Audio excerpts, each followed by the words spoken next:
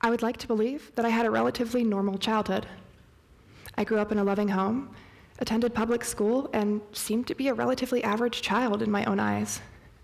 However, I must acknowledge that by the standards reflected by my peers in Boise School District, I was anything but normal. I entered into the Gifted and Talented Education program in the beginning of 3rd grade.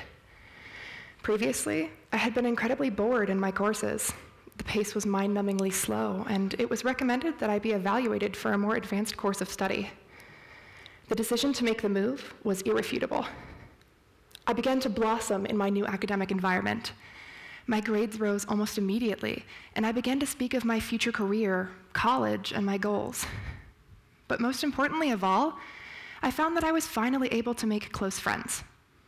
The students surrounding me were like me in my mind, bright, motivated, and energetic students. However, as time has passed, I have begun to look upon these years almost with a sense of melancholy. See, only 120 students were accepted into the program in the year that I enrolled.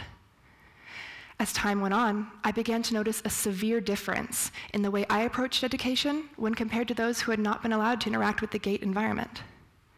Students surrounding me in high school seemed disenfranchised, bored, and nearly depressed by the prospect of education itself. So what went wrong with me? Why was I so fervently dedicated to furthering my education while my peers seemed satisfied with the bare minimum, or even less for that matter? After years of looking further into this issue, it appears clear to me what went, to put it as some of my former peers would, wrong with me. See, I was raised to understand that expectations of me were high and would only grow loftier as time went on.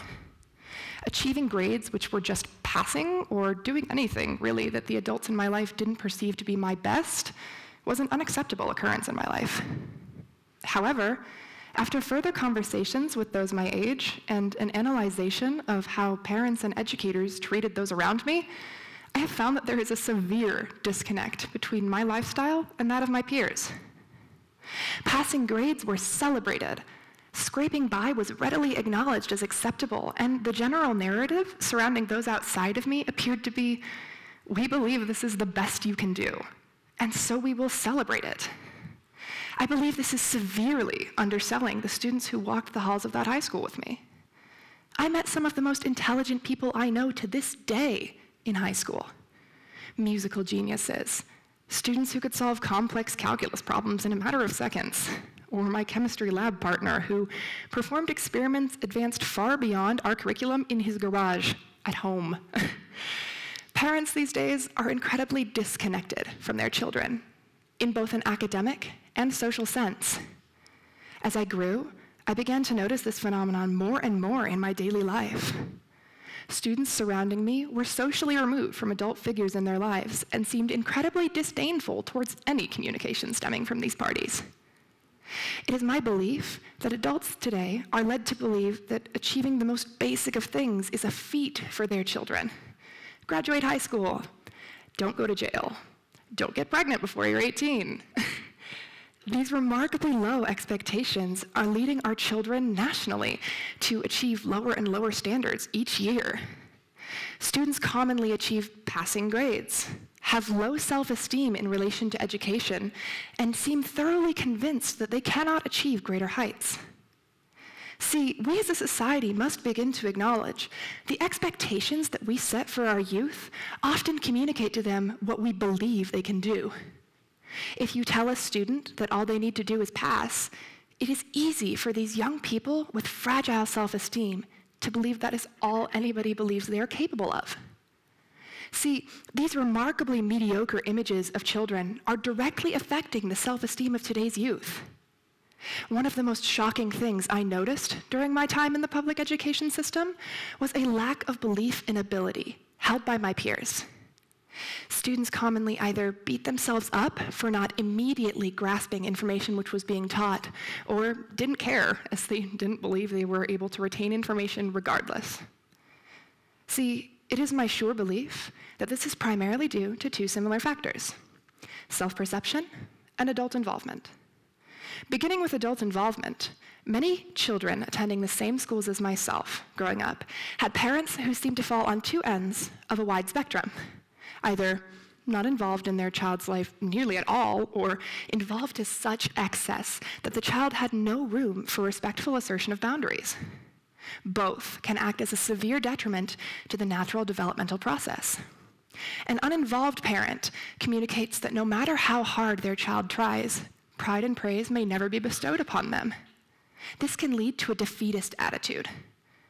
A narrative I commonly noticed from those whose parents were more socially involved in their own lives and problems than in raising children was just, they'll never notice how hard I try anyways.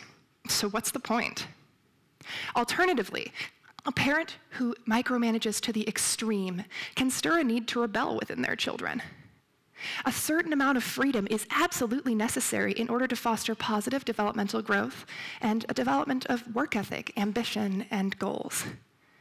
When parents act like helicopters, hovering over every facet of their child's life, it can create a self-perception of, my parents believe I can't do anything without their help.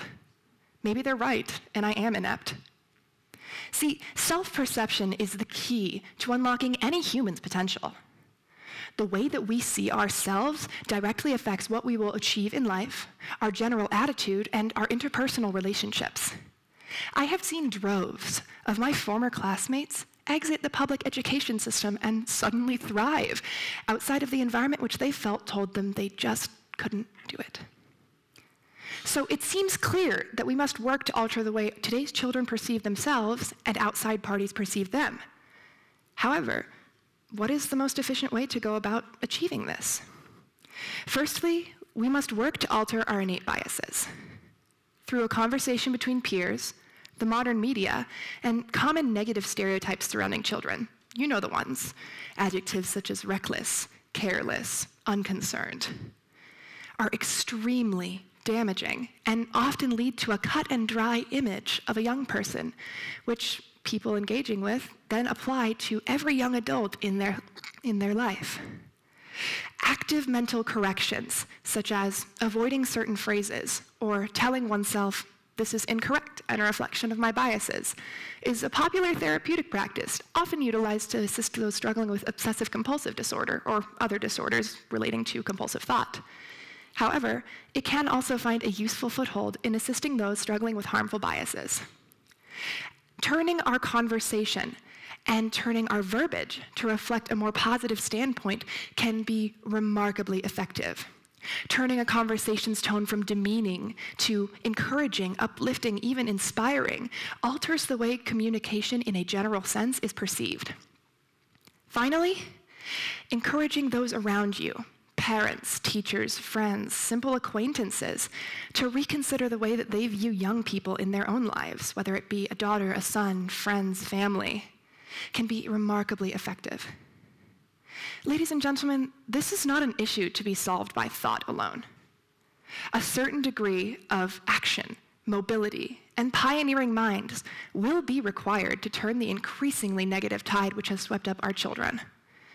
However, ladies and gentlemen, the journey of 1,000 miles begins with but a single step. The question remains, when are you ready to take it? Thank you.